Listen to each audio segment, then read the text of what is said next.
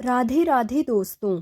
आज की हमारी कहानी बहुत ही रोमांचक और मज़ेदार होने वाली है। बहुत पुराने समय की बात है। एक गांव में चौपाल लगी थी। सभी ने भगवान दास को घेर रखा था, जिसकी उम्र लगभग 65 के पार थी। आज भगवान दास चुपचाप से बैठे थे। गांव के लोग उसे काका कहकर बुलाते थे। तभी पीछे से एक आदमी ने कहा कि आज काका खामोश क्यों हैं? लगता है उनके खजाने में गप्पों की कहानी किस्से खत्म हो गए हैं। तभी गोवर्धन बोल उठे, हम आपके किस्सों के दीवाने हैं और इसी कारण यहाँ भागे चले आते हैं, और आप हैं कि चुपचाप बैठे हैं। तो भगवान दास कहने लगे, अरे ऐसी बात नहीं है। मैं सोच रहा हूँ कि इतने जानवरों को कहाँ बसाऊंगा। तभी सब लोग समझ गए कि आज गप्पी काका कुछ लंबी लंबी डींगे हाँकने वाले हैं। लेकिन किसी को अंदाजा नहीं था कि आज की गप इतनी बड़ी होगी। तभी जोर जोर से आवाजें आने लगी, हाँ तो शुरू करो गप्पी काका, हाँ तो शुरू करो गप्पी काका। गप्पी काका ने खुंकार कर हुक्का अपनी तरफ खींचा और एक सुट्टा मारकर धुएं को हवा में छोड़ा। एक रानी अपने महल की छत पर टहल रही थी। फिर उसने टहलते टहलते आसमान की तरफ देखा।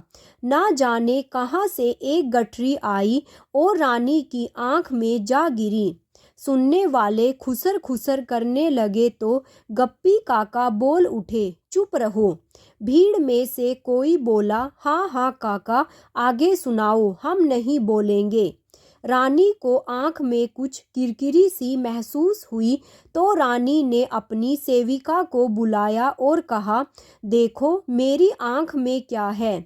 सेविका सत्तूबाई रानी नैनतारा से बोली, महारानी, आपकी आंखों में तो हजारों ऊंट इधर उधर घूम रहे हैं। रानी को बड़ी चिंता हुई। रानी ने कहा, अब मैं क्या करूं? महाराज ने अगर इन ऊंटों को देख लिया तो मचल जाएंगे और यहाँ से ऊंट पर बैठकर शहर को निकल जाएंगे। रानी बोली, तू मेरी प्रिय सहेली है, तू ही कोई उपाय कर। सेविका बोली, आप चिंता मत करो, मैं इन सब ऊंटों को अभी निकाल देती हूँ। सत्तूबाई ने एक चिमटी हाथ में ली और तेजी से ऊंट निकालने लगी। उसने कुछ ऊंट निकालकर तो अपनी ओढ़नी में छिपा लिए और कुछ ऊंटों को अपने कमीज के नीचे छिपा लिया। फिर गिन कर बोली, महारानी, अब कोई चिंता की बात नहीं। मैंने 7,000 ऊंट बाहर निकाल दिए हैं, लेकिन गिनती में दासी से चूक हो गई और एक ऊंट महारानी की आंख में छिपा रह गया। दासी डर से कुछ नहीं बोली। रानी अब उठकर अपने शयन कक्ष में आ गई। थोड़ी देर बाद महाराज भी वहां आ गए। वे प्यार से बोले और महारानी से बातें करने लगे कि अचानक महाराज की आंख रानी की आंखों से टकराई। महाराज देखते ही उछल पड़े और बोले, महारानी, आपका बहुत बहुत शुक्रिया। आप मेरा कितना ख्याल रखती हैं। इस सोने के ऊंट को आपने अपनी आंख में पनाह दे रखी है। आप थोड़ी देर आराम करें, मेरा मन ऊंट की सवारी करने को हो रहा है। महारानी कुछ कहती उससे पहले ही महाराज रानी की आंख में खड़े सोने के ऊंट पर जा बैठे और शहर पर निकल पड़े। रानी को अब रात भर नींद नहीं आई। सवेरा होते ही रानी ने दासी को बुलाकर कहा, जरा देखो तो महाराज कहाँ चले गए हैं।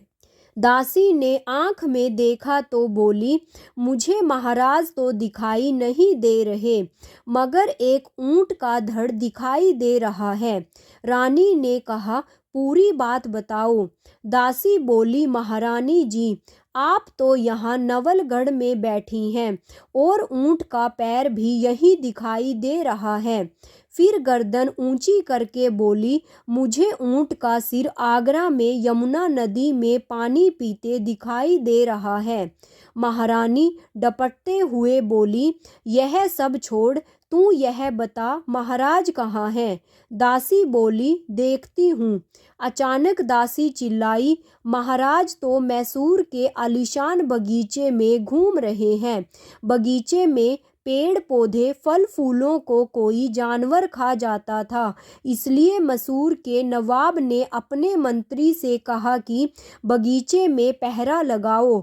मंत्री को रात भर पहरेदार के साथ बगीचे में बैठने का हुक्म दिया गया।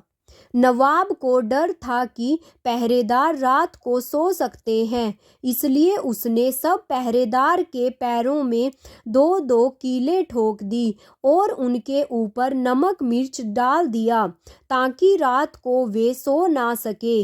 आधी रात को मंत्री और पहरेदार ने देखा ऊंट की गर्दन पर एक राजा बैठा है, तो उन्होंने भागकर ऊंट को पकड़ लिया। ऊंट बिना डरे मंत्री से बोला, मुझे क्यों पकड़ते हो? मेरे मालिक से बात करो। आंख उठाकर मंत्री ने ऊंट की गर्दन की ओर देखा तो वहां एक राजा दिखाई दिया। फिर राजा से कहा, हम यह सोच रहे थे कि बगीचे में पेड़ फल फूलों को रात में कौन खा जाता है। आज पता चला कि तुम्हारा ऊंट ही यह सब काम करता है। चलो हमारे नवाब के पास। राजा ने मंत्री से कहा, तुम बेकार ही परेशान हो रहे हो। मैं तुम्हें एक जादुई बीज देता हूँ। तुम सुबह उठते ही नवाब के सामने उस बीज को बो देना।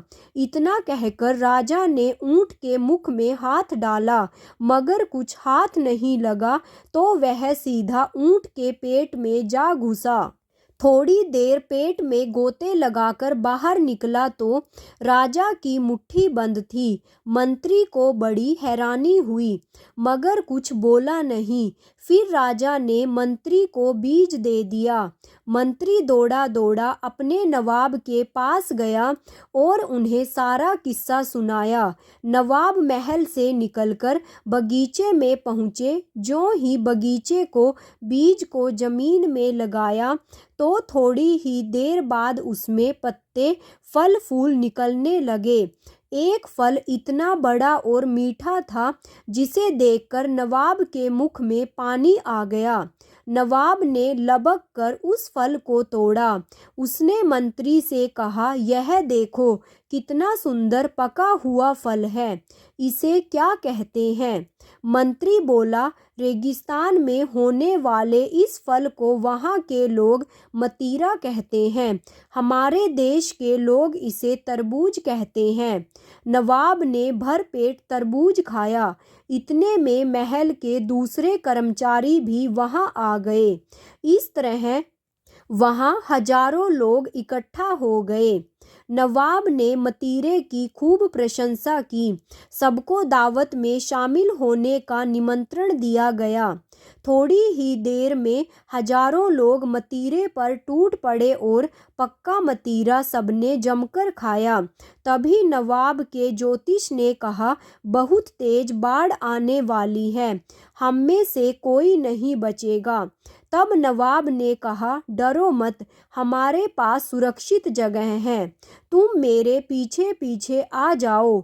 इतना कहकर नवाब तरबूज में घुस गया। उसके साथ हजारों लोग हाथी घोड़े तरबूज में जा घुसे।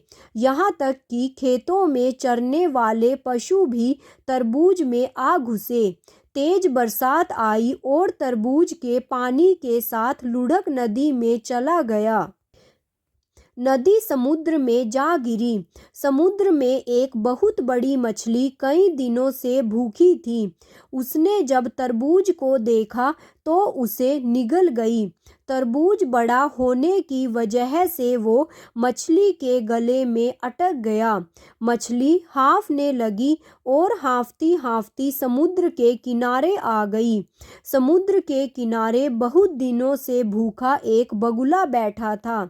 उसको शानदार मछली दिखी तो उसने मछली निगल ली, लेकिन मछली बगुले के गले में फंस कर रह गई।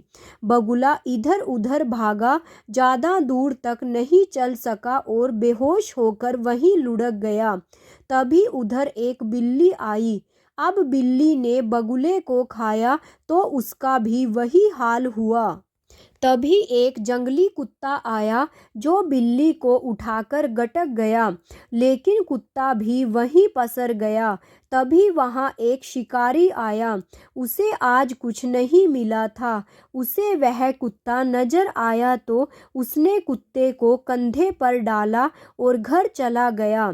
घर जाकर शिकारी ने अपनी पत्नी से कहा, सुनती हो, अब चिंता की कोई बात नहीं, 4 दिन का भोजन एक साथ ले आया।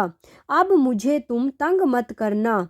शिकारी की पत्नी ने कुत्ते को एक जोर से लकड़ी दे मारी ताकि उसके प्राण निकल जाए, लेकिन लकड़ी के लगते ही कुत्ते के मुख से बिल्ली निकली। तो शिकारी की पत्नी चिल्लाई, सुनते हो, कुत्ते के मुख से बिल्ली निकली है। शिकारी बोला, बिल्ली को बाद के लिए रख लेंगे। शिकारी की पत्नी ने अगले दिन बिल्ली को डंडा मारा तो उसके मुख से बगुला निकला। पत्नी बोली, सुनते हो जी, बिल्ली के मुख से बगुला निकला है।